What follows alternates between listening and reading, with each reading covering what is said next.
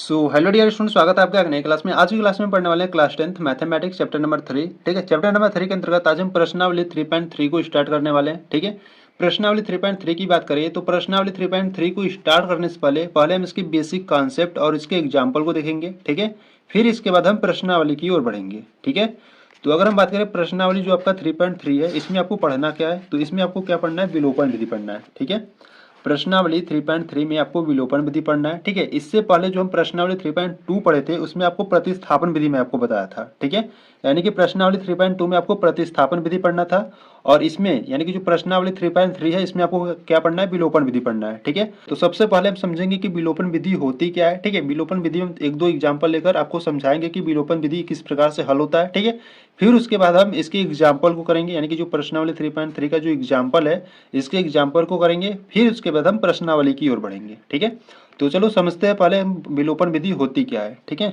देखो अगर हम विलोपन विधि की बात करें, ठीक है, तो विलोपन विधि में आपको दो समीकरण दिया रहेगा। ठीक है, तो यहाँ से अगर हम बात करें विलोपन विधि, ठीक है, देखो नाम से ही मालूम चल रहा है विलोपन। ठीक है, यानी कि विलुप्त करने की विधि। ठीक है, विलोपन विधि, विलोपन विधि में आपको दो समीकरण दिया रहेगा। ठीक है, जैसे मान लो यहाँ पर मैं आपको समीकरण दे देता हूँ x plus Y is equal to मान लो 4 है। ठीक है, और एक दे देता हूँ x minus Y is equal to 2। ठीक है, ये आपके पास दो समीकरण है। ठीक है, इस प्रकार से इसको किस विधि से हल करना है, इसको विलोपन विधि से हल करना है। ठीक है, इससे पहले आप प्रतिस्थापन विधि पढ़ चुके हो। ठीक है, तो प्रतिस्थापन विधि तो आप जानते ही होंगे। ठीक है, तो इसको हम क्या करेंगे, विलोपन विधि से हल करेंगे। तो विलोपन विधि जो होता है ना बहुत ही आसान होता है, प्रतिस्थापन से तो अच्छा ही होता है। ठीक है, तो देखो इस प्रकार से आपको दो समीकरण दिया रहेगा। ठीक है, तो इसको क्या करेंगे, हम समीकरण नंबर फर्स्ट बनाएंगे, इसको समीकरण नंबर सेकंड बनाएंगे। ठीक है, और हम विलोपन विधि में क्या करते हैं, दोनों समीकरण को जोड़ते या घटाते हैं। ठीक है, तो हम यहाँ पर क्या करेंगे, जोड़ेंगे कि घटाएंगे, कैसे मालूम करेंगे, तो देखो यहाँ पर जो टर्म होते हैं ना, जैसे देखो यहाँ पर x है, यहाँ पर y है, यहाँ पर भी x है, यहाँ पर भी y है। ठीक है, और ये देखो जो यहाँ पर ये प्लस का y है, यहाँ पर माइनस का y है, यानी कि जोड़ेंगे तो ये कट जाएगा। ठीक है, यानी कि इस प्रकार से आपको सोचना होगा कि जोड़ेंगे तो कट जाएगा, तो यहाँ पर जोड़ देंगे। ठीक है, अगर घटाने पर कटेगा तो घटाकर काटेंगे। ठीक है, तो यहाँ से हम लिखेंगे, ठीक है, यहाँ से हम लिखेंगे समीकरण 1 व 2 से। ठीक है, तो इस प्रकार से हम लिखेंगे समीकरण 1 व 2 से। तो यहाँ से हम लिखेंगे x plus Y is equal to 4 है आपका समीकरण नंबर 1। ठीक है, और समीकरण नंबर 2 क्या है, x minus Y is equal to 2 है। ठीक है, तो यहाँ पर हम क्या करेंगे, तो यहाँ पर हम जोड़ेंगे। क्यों जोड़ेंगे, क्योंकि देखो यहाँ पर प्लस का y है, यहाँ पर माइनस का y है। ठीक है, जोड़ेंगे तो ये कट जाएगा। ठीक है, तो यहाँ पर इसको जोड़ेंगे। ठीक है, तो x x में जोड़ोगे तो कितना हो जाएगा, 2x हो जाएगा। ठीक है, इसको जोड़ोगे तो ये तो प्लस का ये माइनस का ये कैंसिल आउट हो जाएगा। ठीक है, बराबर में 4 और 2 6 हो जाएगा। ठीक है, तो यहाँ से x का मान ज्ञात करेंगे तो बराबर में 6 है, 2 गुणा में आ जाएगा बट्टे में। ठीक है, 2 एक कम 2, 2 3 6। ठीक है, तो यहाँ से जो x का मान है वो कितना आ गया, 3 आ गया। ठीक है, x का मान 3 आ गया, तो x का मान आप समीकरण नंबर 1 या समीकरण नंबर 2 में रखकर y का मान ज्ञात कर लो। ठीक है, तो यहाँ से क्या करोगे, यहाँ से लिखोगे x का मान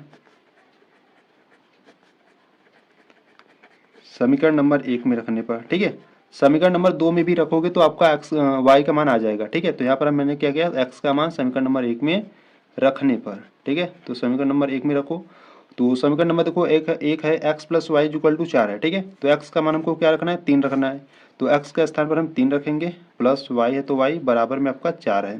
ठीक है, 3 को उधर भेजेंगे तो y इज इक्वल टू 4 इधर जाएगा तो माइनस का 3 हो जाएगा। ठीक है, y इज इक्वल टू 4 में से 3 जाएगा तो कितना बचेगा, 1, यानी कि y का मान क्या आ गया, 1 आ गया। ठीक है, इस प्रकार से x और y का मान ज्ञात करोगे। ठीक है, विलोपन विधि की सहायता से। ठीक है, ये आपका मान लो मैं आपको बेसिक के तौर पर ये एग्जाम्पल में आपको फर्स्ट बताया। ठीक है, ये तो सिंपल था। ठीक है, अगर इससे थोड़ा सा डिफिकल्ट आएगा तो किस प्रकार से हम उसको हल करेंगे। ठीक है, जैसे मान लो आपको एक समीकरण दिया है। ठीक है, एग्जाम्पल सेकेंड की बात करते हैं। ठीक है, जैसे मान लो आपको एक समीकरण दिया है x plus Y is equal to 5 दिया है।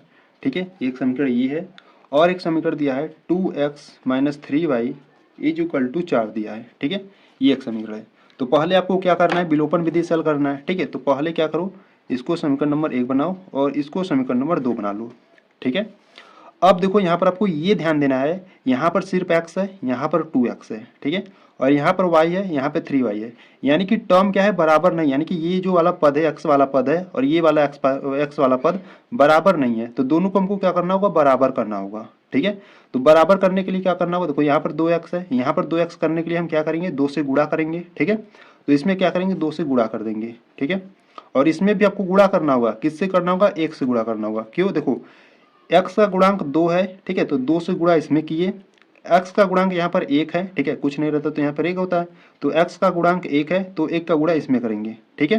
तो जब 2 का गुणा इसमें करोगे तो क्या आपको मिलेगा, 2x प्लस 2 का गुणा y में करोगे तो 2y बराबर में 2 का गुणा 5 में करोगे तो 10, ठीक है। और 1 का गुणा इसमें करोगे तो आपको यही मिलेगा, ठीक है, 2x माइनस का 3y बराबर में 4, ठीक है। तो देखो यहाँ पर 2x हो गया, यहाँ पर 2x हो गया, ठीक है। यानी कि अब इसको हम हल कर सकते हैं, ठीक है।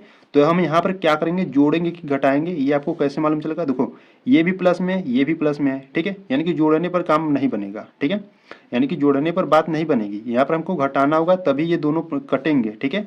तो यहाँ पर हम लिखेंगे घटाने पर, ठीक है, घटाने पर। जब यहाँ पर हम घटाने पर लिखेंगे ना, तो यहाँ पर देखो प्लस रहेगा तो माइनस कर देंगे, माइनस रहेगा तो प्लस कर देंगे, और प्लस रहेगा तो माइनस कर देंगे, ठीक है।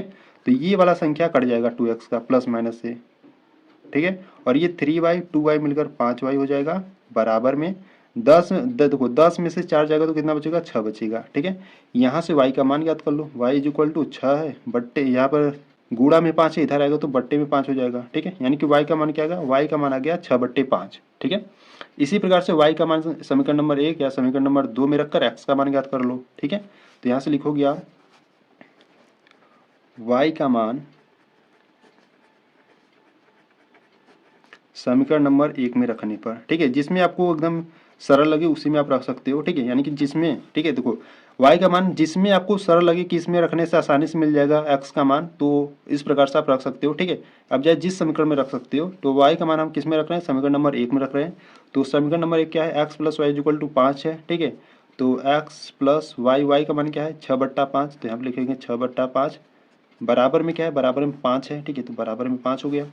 तो x का मान ज्ञात करेंगे, देखो 6/5 इधर है, उधर ले जाओगे तो क्या हो जाएगा, माइनस में, यानी कि 5 माइनस 6/5, ठीक है। तो x इज इक्वल टू 5 के गुणा 5 में करोगे तो कितना आ जाएगा, 5×5 = 25, ठीक है। 25 में से 6 जाएगा तो क्या आ जाएगा, 25 में से देखो 5×5 = 25 हो गया, माइनस 6 बट्टे में क्या आ जाएगा, 5, ठीक है। 25 में से 6 जाएगा तो कितना आ जाएगा, 19, और बट्टे में 5 है, ठीक है। यानी कि x का मान क्या आ गया, x का मान आ गया आपका 19/5, ठीक है। इस प्रकार से आपको विलोपन विधि से हल करना है, ठीक है। तो यहाँ से x का मान आ गया 19/5 और y का मान आ गया 6/5, ठीक है। तो इस प्रकार से आपका विलोपन विधि हल होता है, ठीक है। यहाँ पर घटाने पर अगर लिखोगे तो यहाँ पर आपको चिन्ह बदलना पड़ेगा, ये आपको ध्यान देना है, ठीक है। और देखो यहाँ पर अगर संख्याएं कट रही है तो यहाँ पर आप लिखोगे जोड़ने पर, ठीक है। अगर संख्याएं कटेंगी तो यहाँ पर आपको लिखना होगा जोड़ने पर, यानी कि सीधा जोड़ोगे तो संख्याएं कटेंगी यहाँ से, ठीक है। तो यहाँ से x का मान ज्ञात कर लीजिए। अब x का मान किसी भी समीकरण में रखकर y का मान ज्ञात कर लो, ठीक है। तो इस प्रकार से आपका विलोपन विधि हल होता है, ठीक है। तो ये रहा आपका बेसिक कॉन्सेप्ट, ठीक है। अब चलो प्रश्नावली 3.3 के अब एग्जाम्पल कॉल करते हैं, ठीक है। यहाँ से अगर हम एग्जाम्पल की बात करें तो जो आपको प्रश्नावली 3.3 है, ठीक है, इसका एग्जाम्पल नंबर फर्स्ट, यानी कि इसमें आपको उदाहरण नंबर 8 दिया है, ठीक है। यानी कि उदाहरण नंबर 7 तक हम इसके अगले वाले वीडियो में हम कंप्लीट कर चुके हैं, ठीक है। अगर आप देखो प्रश्नावली 3.1 प्रश्नावली 3.2 इन सभी वीडियो को आप देखना चाहते हो तो लिंक्स मिल जाएगी आपको डिस्क्रिप्शन बॉक्स में, या आप प्लेलिस्ट को चेक कर सकते हो, ठीक है। अगर आप प्लेलिस्ट को चेक करोगे तो वहाँ पर सभी वीडियो चैप्टर वाइज अपलोडेड है, ठीक है। वहाँ पर जाकर अपनी कंप्लीट तैयारी कर सकते हो, ठीक है। देखिए उदाहरण नंबर 8 की बात करें तो उदाहरण नंबर 8 का रहा है कि दो व्यक्तियों की आय का अनुपात जो है वो 9:7 है, और उनके खर्चों का जो अनुपात है वो क्या है, 4:3 है, ठीक है। यदि प्रत्येक व्यक्ति प्रति महीने में 2,000 रुपये बचा लेता है तो उनकी मासिक आय ज्ञात कीजिए, ठीक है। तो क्या आपको ज्ञात करना, उनकी मासिक आय ज्ञात करना है, ठीक है। तो देखो यहाँ से दो व्यक्ति हैं, ठीक है, जिनका आय का अनुपात है वो है 1:9, यानी कि जो पहला व्यक्ति है उसका जो आय है वो 9 है, और जो दूसरा व्यक्ति होगा उसका जो आय है वो 7 है, ठीक है। इसी प्रकार से खर्चा है, ठीक है, यानी कि जो खर्चों का अनुपात है वो 4:3 है, यानी कि जो पहले व्यक्ति का खर्चा है वो 4 है और दूसरे व्यक्ति का खर्चा 3 है, ठीक है। यदि प्रत्येक व्यक्ति यानी कि पहला व्यक्ति और दूसरा व्यक्ति प्रति महीने में 2,000 रुपये बचा लेते हैं तो उनकी मासिक आय ज्ञात करनी है, ठीक है। तो चलो ज्ञात करते हैं, ठीक है। तो यहाँ से अगर हम एग्जाम्पल नंबर 8 की बात करें, यानी कि उदाहरण नंबर 8 की, तो आपको देखो किस प्रकार से करना है, ठीक है। तो यहाँ से हम एग्जाम्पल नंबर 8 की बात करें, ठीक है, एग्जाम्पल 8, ठीक है। तो देखो यहाँ से पहले मान लेंगे, ठीक है, माना जो पहला व्यक्ति का आय है वो 9 है, ठीक है, और दूसरे व्यक्ति का आय 7 है, ठीक है, इस प्रकार से मान लेंगे, x के साथ मानेंगे, ठीक है। तो देखो हम यहाँ से किस प्रकार से लिखेंगे, यहाँ से आप लिखोगे माना पहले व्यक्ति का आय, ठीक है, माना पहले व्यक्ति का आय, ठीक है। देखो पहले आपको अनुपात में क्या दिया था, आपको अनुपात में 9 संबंधे 7 दिया था, ठीक है। तो ये जो 9 है वो पहले व्यक्ति का है, ये जो 7 है वो दूसरे व्यक्ति का है, ठीक है। तो माना पहले व्यक्ति का जो आय है वो क्या है, 9x मान लेते हैं, ठीक है। हम आय को x मानते हैं, ठीक है, और जो खर्चा रहेगा हम उसको y मान लेंगे, ठीक है। तो इसको आपको ध्यान देना है, ठीक है। तो माना पहले व्यक्ति का जो आय है वो 9x है, ठीक है, वह दूसरे व्यक्ति का, ठीक है, वह दूसरे व्यक्ति का आय जो है वो कितना मान लेंगे, देखो 9 हो गया, यहाँ पे ले हो जाएगा इसका 7x, ठीक है, इस प्रकार से मान लिए, ठीक है। तो देखो अब क्या करेंगे हम, अब खर्चा भी है, ठीक है, खर्चा का जो अनुपात है वो कितना है, खर्चा का अनुपात आपका 4 संबंधे 3 है, ठीक है। यानी कि जो पहले व्यक्ति का जो खर्चा है वो 4 है और दूसरे व्यक्ति का जो खर्चा है वो 3 है, ठीक है। तो यहाँ से हम लिखेंगे माना पहले व्यक्ति का खर्चा, पहले व्यक्ति का खर्चा, देखो खर्चा को हम किससे रिप्रेजेंट करेंगे, y से, ठीक है। तो यहाँ पर पहले व्यक्ति का 4 यानी कि जो पहले व्यक्ति का जो खर्चा होगा वो 4y होगा, ठीक है। वह दूसरे व्यक्ति का खर्चा, वह दूसरे व्यक्ति का खर्चा, तो दूसरा व्यक्ति क्या है, खर्चा कितना होगा 3 यानी कि 3y, ठीक है, 3y है, ठीक है। ठीक है, तो इस प्रकार से हम मान लिए, यहाँ से हम क्या लिखेंगे, यहाँ से आप लिखोगे माना पहले व्यक्ति का जो आय है वो 9x है, वो दूसरे व्यक्ति का जो आय है वो 7x है, ठीक है। इसी प्रकार खर्चा के लिए क्या लिखोगे, यहाँ पर आप लिखोगे माना पहले व्यक्ति का जो खर्चा है वो 4y है, वह दूसरे व्यक्ति का जो खर्चा है वो 3y है, ठीक है। इस प्रकार से लिखने के बाद देखो अब आपको प्रश्न कह रहा है कि मासिक आय ज्ञात करने के लिए, ठीक है। तो हम आय कैसे, यानी कि जो मासिक आय है वो कैसे ज्ञात करेंगे, देखिए अगर बात करें, मान लो आपके पास 100 रुपये है, ठीक है, ये आपका क्या है, आय है, ठीक है। मान लो आपके पास कितना है, 100 रुपये है, ठीक है। अगर 100 रुपये में से अगर आप 60 रुपये खर्चा कर देते हो, ठीक है, तो आपके पास कितना बचेगा, देखो यहाँ से किस प्रकार से करोगे, 100 में से आप 60 को घटाओगे तो बचेगा 40, यानी कि देखो ये जो 100 था ये आपका क्या था, आय था, ठीक है, और 60 रुपये खर्चा किए थे यानी कि 60 आपका क्या था, खर्चा था, ठीक है, खर्चा था, बराबर में 40 रुपया क्या है, 40 रुपये आपका बचत है, यानी कि आपको 40 रुपये आपके पास बचा, ठीक है। यानी कि इस प्रकार से हम लिख सकते हैं आय माइनस खर्चा बराबर बचत, ठीक है। मासिक आय कैसे ज्ञात करेंगे, आय में से अगर हम खर्चा घटा दें तो आपके पास क्या बचेगा, बचत बचेगा, ठीक है। तो यहाँ से आय, ठीक है, आय माइनस खर्चा बराबर क्या बचेगा, आपका बचत बचेगा, ठीक है। तो आय कितना है, यहाँ पर देखो पहले व्यक्ति का जो आय है वो 9x है, ठीक है। तो 9x माइनस पहले व्यक्ति का खर्चा कितना है, पहले व्यक्ति का खर्चा है 4y, ठीक है। तो 4y और कितना व्यक्ति यानी कि प्रत्येक व्यक्ति कितने रुपए बचा रहे थे, 2000, ठीक है। तो यहाँ से आपका 2000 है, ये आपको दिया है प्रश्न में, ठीक है। तो इसको क्या करेंगे, समीकरण नंबर 1 बना लेंगे, ठीक है। इसी प्रकार हम दूसरे व्यक्ति के लिए करेंगे, तो देखिए दूसरे व्यक्ति का जो आय है वो 7x है, तो यहाँ से लिखेंगे 7x माइनस है खर्चा कितना कर रहा है, तो दूसरा व्यक्ति जो खर्चा कर रहा है वो 3y, ठीक है। तो यहाँ से 3y बराबर में प्रत्येक व्यक्ति जो बचा रहा था पता है वो कितना 2000 बचा रहा था, यानी कि ये भी 2000 बचाएगा, ठीक है। इसको समीकरण नंबर 2 बना लेंगे इस प्रकार से, ठीक है। अगर यहाँ तक कोई दिक्कत है तो वीडियो को एक बार फिर से देखो, अच्छे तरीके से समझ में आ जाएगा, ठीक है। अब यहाँ पर समीकरण बन चुका है, आप विलोपन विधि से हल कर सकते हो, ठीक है। तो देखो यहाँ पर 9x है, यहाँ पर 7x है, यानी कि ये बराबर नहीं है, ठीक है। यहाँ पे 4y, यहाँ पे 3y, यानी कि ये भी बराबर नहीं है। तो x को या y को किन्हीं आपको दोनों में से किन्हीं एक को आपको बराबर करना होगा, ठीक है, तभी आप विलोपन विधि को यूज कर पाओगे, ठीक है। तो यहाँ से हम क्या करते हैं, देखो y का गुणांक 4 है, ठीक है, तो इसमें हम करते हैं 4 से गुणा, और यहाँ पे y का गुणांक 3 है, ठीक है, तो इसमें हम करेंगे 3 से गुणा, तब ये संख्याएं जो हो गई बराबर हो जाएंगी, ठीक है। देखो 4 3 12 हो जाएगा ये भी, और 4 3 12 ये भी हो जाएगा, ठीक है। तो यहाँ पर हम विलोपन विधि लगा लेंगे, ठीक है। तो 3 से गुणा इसमें करो तो 9 त्रिक 27 हो जाएगा, 27x, और 4 गुणे 3 करोगे तो माइनस 4 3 12y बराबर में 3 का गुणा इसमें 2 में करोगे तो 3 दूना 6 और 3 शून्य, ठीक है।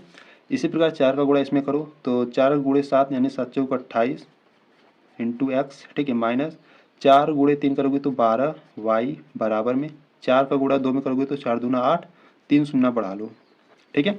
इस प्रकार से देखो जब गुणा किए तो यहाँ पर y और ये y वाला यानी कि जो टर्म है ये क्या होगा, बराबर हो गया, ठीक है।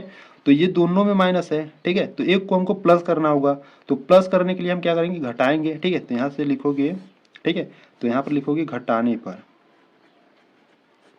घटाने पर जब घटाओगे तो इसके जो चिन्ह होते हैं वो बदल जाएंगे, ठीक है। यानी कि ये प्लस का है तो माइनस का हो जाएगा, सॉरी, ये प्लस का है तो माइनस का हो जाएगा, और ये माइनस का तो प्लस का हो जाएगा, और ये प्लस का है तो माइनस का हो जाएगा, ठीक है।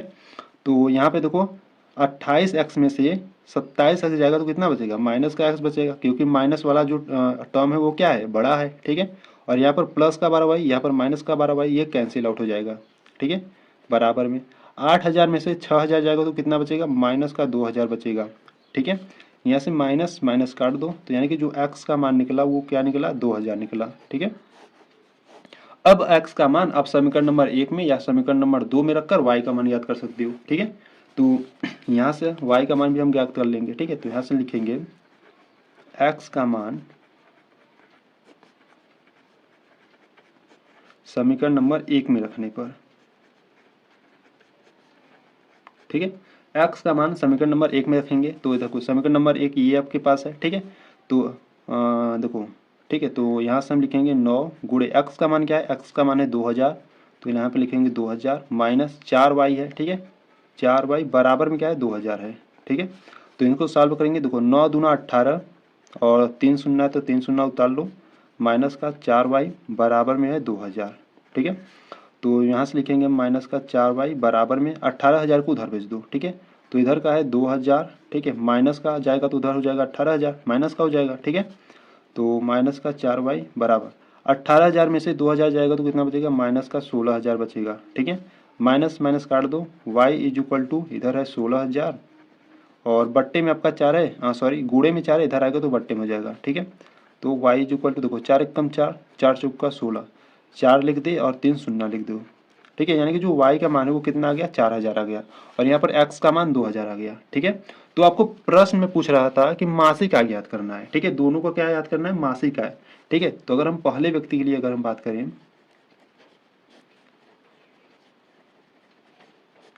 पहले व्यक्ति की आय, तो पहले व्यक्ति की जो आय थी हम उसको क्या माने थे, 9x माने थे, ठीक है।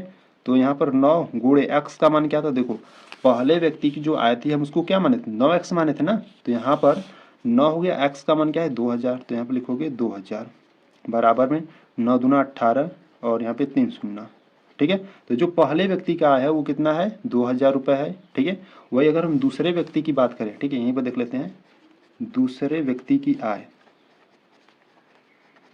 दूसरे व्यक्ति की आय, देखो दूसरे व्यक्ति की जो आय थी हम उसको क्या माने थे, देखो दूसरे व्यक्ति की आय 7x है, ठीक है। तो यहाँ से लिखेंगे 7x, ठीक है। तो यहाँ पे 7 है गुणे x का मान क्या है, x का मान आया था आपका 2000, ठीक है। तो यहाँ पर हम लिखेंगे 2000, ठीक है। तो यहाँ से 7 दूना 14, यानी कि दूसरे व्यक्ति का जो है वो आय कितना है, 14000 है, ठीक है।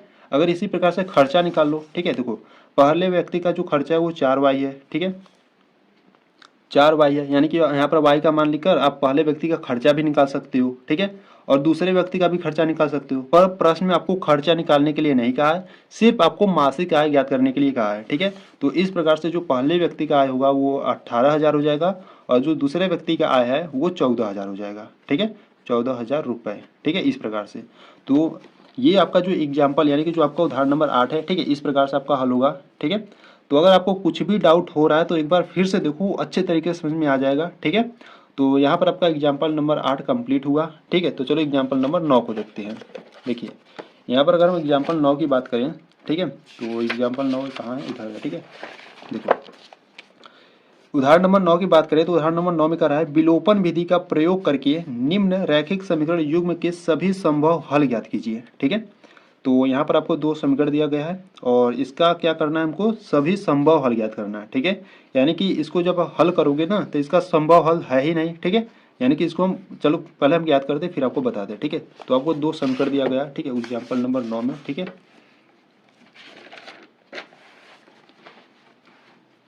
तो यहाँ से अगर हम बात करें एग्जाम्पल नंबर 9 की, ठीक है, एग्जाम्पल 9। ध्यान से देखना, आपको दो समीकरण दिया गया है, ठीक है। एक दिया है आपको 2x प्लस 3y बराबर में आपको 8 दिया है, ठीक है। और एक समीकरण दिया है 4x प्लस 6y, ठीक है, 4x प्लस 6y बराबर में क्या दिया है, 7 दिया है, ठीक है। इस प्रकार से आपको दो समीकरण दिया गया है, ठीक है। तो हमको इसको किस विधि से करना है, हमको इसको विलोपन विधि से करना है, ठीक है।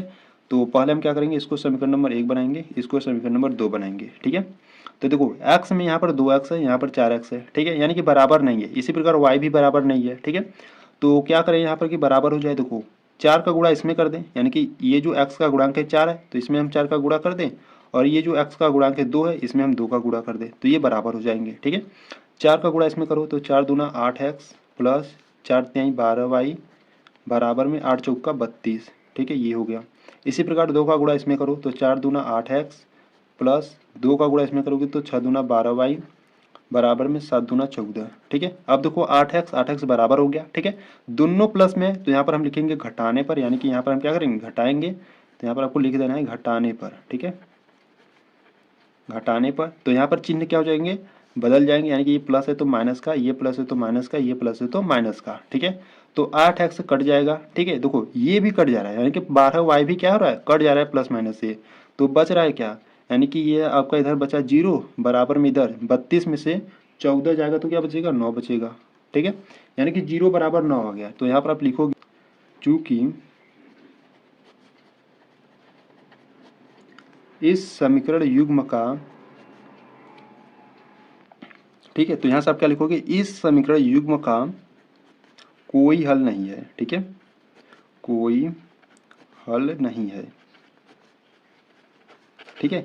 इस प्रकार से आपको उदाहरण नंबर 9 को करना था, ठीक है।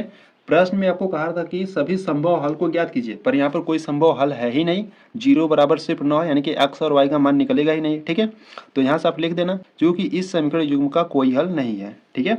तो यहाँ पर आपका उदाहरण नंबर 9 कंप्लीट हुआ, ठीक है। तो चलो उदाहरण नंबर अब 10 को देखते हैं। देखिए यहाँ से अगर हम बात करें उदाहरण नंबर 10 की, ठीक है, तो यहाँ पर आपका उदाहरण नंबर 10 देखिए। उदाहरण नंबर 10 क्या करा है कि 2 अंकों की एक संख्या, ठीक है। तो देखिए उदाहरण नंबर 10 की बात करें तो उदाहरण नंबर 10 करा है कि 2 अंकों की एक संख्या एवं उसके अंकों को उलटने पर बनी संख्या का योग 66 है। यदि संख्या के अंकों का अंतर 2 है, ठीक है, तो संख्याएं ज्ञात कीजिए, ऐसी संख्याएं कितनी है, ठीक है। ये आपको बताने की ऐसी संख्याएं कितनी हैं, ठीक है। तो चलो देखते हैं उदाहरण नंबर 10 का। तो ये जो है उदाहरण नंबर 10 आपके लिए बहुत ही इंपॉर्टेंट है, ठीक है। काफ़ी बार आपके बोर्ड एग्जाम में इस प्रकार के जो सवाल होते हैं काफ़ी बार पूछे भी गए और पूछा भी जाता है, ठीक है। तो ध्यान से देखना किस प्रकार से करेंगे, बहुत ही सिंपल मेथड से मैं बताने वाला हूँ इसको, ठीक है। तो ध्यान से देखना, इंपॉर्टेंट है, ठीक है। तो यहाँ से अगर हम बात करें क्वेश्चन नंबर 10 यानी कि उदाहरण नंबर 10 की, ठीक है। तो देखो यहाँ से हम हल करने वाले हैं एग्जाम्पल 10 को, ठीक है। एग्जाम्पल 10 की बात करें तो देखो आपको प्रश्न करा है कि 2 अंकों की एक संख्या के अंकों को उलटने पर बनी संख्या का योग 66 है, ठीक है। तो पहले समझो संख्या क्या होती है, ठीक है, पहले क्या समझो संख्या, पहले संख्या समझो फिर उसके बाद हम प्रश्न को देखेंगे, ठीक है। जैसे अगर हम संख्या की बात करें, ठीक है, जैसे मान लो आपके पास 16 को ये क्या संख्या है, ठीक है। तो 16 में जो 6 है वो आपका क्या होता है, इकाई होता है, और जो 1 है ये आपका दहाई होता है, ठीक है। यानी कि 16 को लिखने की बात करें तो 16 को इस प्रकार से लिखोगे, 6 इकाई हो जाता है प्लस 10 गुणे 1, ठीक है, यानी कि 6 इकाई है, 1 दहाई है, तो यानी कि 1 में हम 10 का गुणा करते हैं, ठीक है। समझ रहे हो, देखो 6 आपका इकाई है तो 6 लिख दिए, ठीक है, और 1 आपका दहाई है, ठीक है, 1 में 10 का गुणा करते हैं तो 10 एक कम 10, 10 और प्लस 6 करोगे तो 16 आएगा, ठीक है। तो इसी प्रकार से मान लो आपके पास कोई है 25 है, ठीक है, 25 को समझो, देखो 5 यहाँ पर इकाई है, 2 दहाई है, ठीक है, यानी कि 5 इकाई है तो 5 लिख दिए, ठीक है, प्लस 2 दहाई है, यानी कि 2 का गुणा 10 में कर रहे हो, यानी कि 10 गुणे 2, ठीक है, इस प्रकार से। यानी कि 25 को आप किस प्रकार से लिखते हो, 10 गुणे 2 प्लस 5 लिखते हो, ठीक है। तो तब जाकर निकलता है आपका 25, ठीक है। यानी कि संख्या का मतलब समझ रहे हो ना, संख्या में जो पहला अंक होता है वो आपका इकाई होता है, दूसरा अंक जो होता है वो आपका दहाई होता है, ठीक है। तो संख्या को हम किस प्रकार से लिखते हैं, 10 गुणे 1 प्लस 6, यानी कि 16 को हम क्या लिखेंगे, 10 गुणे 1 प्लस 6 लिखेंगे, ठीक है। इस प्रकार से 25 है, 25 आपका एक संख्या है, तो 25 को हम क्या लिखेंगे, 10 गुणे 2 प्लस 5 लिखेंगे, ठीक है। तो इसी प्रकार से जब हम x और y मानेंगे तो देखो y जो है आपका इकाई है तो y लिखेंगे, प्लस x दहाई है तो x में हम 10 का गुणा करेंगे, ठीक है, समझ रहे हो। जैसे देखो यहाँ पर 25 था तो 25 आपका इकाई अंक था, ठीक है, और 2 दहाई था तो 2 में हम 10 का गुणा करें, ठीक है, तब ना जाके 25 मिला था। इसी प्रकार से जब एक्स वाई होंगे तो वाई आपका इकाई होगा, ठीक है, एक्स दहाई होगा तो एक्स में हम 10 का गुणा करेंगे, तो ये आपका संख्या निकलेगा, ठीक है। तो यहाँ से अब प्रश्न में आते हैं। तो देखो यहाँ पर आपको 2 अंकों की संख्या मान लेनी है, ठीक है, तो यहाँ से आप लिखोगे माना 2 अंकों की, ठीक है, माना 2 अंकों की संख्या एक्स वाई है, ठीक है, माना 2 अंकों की संख्या एक्स वाई है, ठीक है, तथा अगर इसको उलटेंगे तो क्या होगा, ठीक है, तो तथा उसके, ठीक है, उसके अंकों को, तथा उसके अंकों को उलटने पर बनी संख्या, ठीक है, उलटने पर बनी संख्या। देखो एक्स वाई में जो अंक है वो वाई और एक्स है, यानी कि एक्स और वाई क्या है, आपके अंक है, और अगर सिर्फ एक्स, अगर ऐसे एक्स वाई पढ़ोगे तो आपका संख्या होगा, ठीक है। तो इसके अंक की बात करें तो अंक आपका है एक्स वाई, जब इसको हम उल्टेंगे यानी कि पलटेंगे तो क्या हो जाएगा, वाई एक्स हो जाएगा, ठीक है। तो उसके अंकों को उलटने पर बनी संख्या वाई एक्स है, ठीक है। अब देखो, अतः अगर हम बात करें एक्स वाई को हम क्या लिख सकते हैं, एक्स वाई को हम देखो वाई आपका इकाई अंक है, ठीक है, तो वाई लिखेंगे, यक्स आपका दहाई है यानी कि 10, एक्स में हम 10 का गुणा करेंगे प्लस, ठीक है, तो इस प्रकार से आपको एक्स वाई को लिख सकते हो, ठीक है। अब देखो यहाँ पर कह रहा है उसके अंकों को उलटने पर बनी संख्या वाई एक्स है, यानी कि अब वाई एक्स को हम क्या लिख सकते हैं, वाई एक्स की अगर हम बात करें तो देखो एक्स यहाँ पर इकाई है, ठीक है, तो यहाँ पर एक्स इकाई हो गया, प्लस वाई आपका दहाई है यानी कि 10 का गुणा वाई में होगा, ठीक है, इस प्रकार से, ठीक है। तो आप एक्स वाई को लिखोगे 10x प्लस वाई और वाई एक्स को लिखोगे 10y प्लस एक्स, ठीक है। ये किस प्रकार से लिख रहे हैं आप समझ रहे हो, ठीक है। तो इस प्रकार से यहाँ पर जो मैं आपको बताया था 16 को आप इस प्रकार से लिख सकते हो, 25 को इस प्रकार से लिख सकते हो, ठीक है, तो एक्स वाई को इस प्रकार से लिख सकते हो, ठीक है। तो यहीं से समझकर यहीं पर लिखी है, ठीक है। अब प्रश्न को आपको ध्यान से पढ़ना है। देखो प्रश्न कर रहा है कि 2 अंकों की एक संख्या के एवं उसके अंकों को उलटने पर बनी संख्या का योग 66 है, ठीक है। पहला आपका जो संख्या था एक्स वाई था, ठीक है, और दूसरा संख्या उसको उलटने पर बनी संख्या का जो योगफल है वो 66 है, यानी कि इसको जो हम उल्टे तो ये आपका संख्या बना, ठीक है, पहला संख्या आपका ये था और दूसरा संख्या ये था, ठीक है, उलटने पर ये संख्या आपका बना था, ठीक है। तो इनका दोनों का योग कितना है, 66 है। तो यहाँ से आप लिखोगे 10x प्लस वाई, ठीक है, ये आपका पहला संख्या था, प्लस इसको उलटने पर, इसके अंक उलटने पर बने संख्या का जो योगफल है, यानी कि यहाँ से 10y प्लस एक्स, ठीक है, बराबर में इनका योगफल कितना है, 66, ये आपको प्रश्न में दिया है, ठीक है। तो इनको सॉल्व करेंगे तो यहाँ पे देखो 10x है, ठीक है, और यहाँ पर यक्स है, ठीक है। पहले क्या करते हैं, इसको ब्रैकेट से हटाते हैं, ठीक है, तो यहाँ से हो 10x प्लस वाई प्लस यहाँ से आपका 10y प्लस यक्स बराबर में 66 है, ठीक है। 10x और 1x मिलकर आपका 11x हो जाएगा। इसी प्रकार y और 10y मिलकर आपका 11y हो जाएगा, बराबर में 66 है, ठीक है। 11 सभी में कॉमन है, ठीक है, तो 11 को कॉमन ले लो, यहाँ से x प्लस वाई बराबर में 66 है, ठीक है। 11 इधर गुणा में उधर भेज दो तो x प्लस वाई बराबर में 66, गुणे में इधर आएगा तो बट्टे में आ जाएगा, ठीक है, 11 एकम 11, 11 छक्का 66, यानी कि यहाँ से x प्लस वाई बराबर आपको क्या मिला, 6 मिल गया, ठीक है। इसको क्या करना है, इसको समीकरण नंबर फर्स्ट बना लेना है, ठीक है। अब देखो, अब प्रश्न को आगे पढ़ो, ठीक है। अब प्रश्न कर रहा है कि यदि संख्या के अंकों को, ठीक है, संख्या आपका क्या है x और y है, ठीक है, इसके अंक क्या होंगे, अंक आपके x होंगे और y होंगे, ठीक है। अगर आप इस प्रकार से लिखोगे x y तो ये आपका कहलाएगा संख्या, ठीक है। अगर सिर्फ x और y अलग अलग लिखोगे तो ये आपके क्या कहलाएंगे, अंक कहलाएंगे, ठीक है। तो प्रश्न में आपको करा है कि यदि संख्या के अंकों को यानी कि x और y को, वो अंकों का जो अंतर है, ठीक है, यदि संख्या के अंकों का अंतर 2 है, ठीक है, यानी कि यहाँ से कहने का मतलब यह है कि जो संख्या के अंक है x और y, इसका जो अंतर है, अंतर का मतलब जानते हो ना, माइनस होता है, तो यहाँ से x minus Y is equal to 2 है। एक तो पहला ये आपका समीकरण बनेगा, ठीक है। एक और कंडीशन हो सकता है, अंकों का अंतर है, यानी कि यहाँ से हम y माइनस एक्स भी कर सकते हैं, y माइनस एक्स बराबर 2, ये आपके पास 2 कंडीशन बनेंगे, ठीक है। पहला कंडीशन बनेगा x minus Y equal to 2 और दूसरा कंडीशन बन सकता है y माइनस एक्स बराबर 2, ठीक है। तो पहले हम क्या करेंगे, पहले इसको और इसको लेकर पहले हम इसको केस फर्स्ट से हल करेंगे, फिर इसको हम केस सेकंड में देखेंगे, ठीक है। तो यहाँ से अगर हम बात करें, इसको हम केस फर्स्ट मान लेते हैं, ठीक है, ये आपका केस फर्स्ट है, और इसको हम केस सेकेंड मान लेते हैं, ठीक है। यानी कि कहने का मतलब यह है कि ये आपका समीकरण नंबर 2 है, ठीक है, समीकरण नंबर 1 ये है, समीकरण नंबर 2 है। पहले हम इनको और इनको हल करेंगे, ठीक है, फिर उसके बाद हम इनको और इनको हल करेंगे, ठीक है। तो यहाँ से अगर हम बात करें केस फर्स्ट की, ठीक है, केस फर्स्ट है, ठीक है, केस फर्स्ट। तो केस फर्स्ट में अगर हम बात करें तो पहला समीकरण है x प्लस वाई बराबर 6, इसको समीकरण नंबर 1 बनाओ। और यहाँ से हम पहले कंडीशन का मतलब ये जो आपका 2 कंडीशन निकला था ना, तो पहले वाले को ले रहे हैं, ठीक है। यहाँ से हम लेंगे x माइनस वाई बराबर 2, ठीक है, इसको क्या करेंगे, समीकरण नंबर 2 बनाएंगे, ठीक है। तो यहाँ से अगर हम समीकरण 1 और 2 से बात करें, ठीक है, तो देखो यहाँ पर प्लस का वाई, यहाँ पर माइनस का वाई है, ठीक है, यानी कि दोनों को जोड़ेंगे तो ये संख्या कट जाएंगे, ठीक है। तो यहाँ से क्या करो, जोड़ दो, ठीक है, यहाँ पर आपको लिख देना है जोड़ने पर, ठीक है। तो माइनस प्लस का वाई माइनस का वाई कैंसिल आउट हो जाएगा, एक्स एक्स मिलकर 2x हो जाएगा, बराबर में 6 2 कितना हो जाएगा, 8, ठीक है। तो x इज इक्वल टू 8, 2 गुणा में इधर लाओगे तो बट्टे में, 2 एक कम 2, 2 चौकी 8, यानी कि x का मान क्या आ गया, 4 आ गया, ठीक है। अब x का मान इसमें रख दो, ठीक है, समीकरण नंबर 1 में, या समीकरण नंबर 2 में भी आप रख सकते हो, ठीक है। तो जिसमें आपको सरल पड़े उसमें आप रख दो, ठीक है। तो यहाँ से लिखोगे x का मान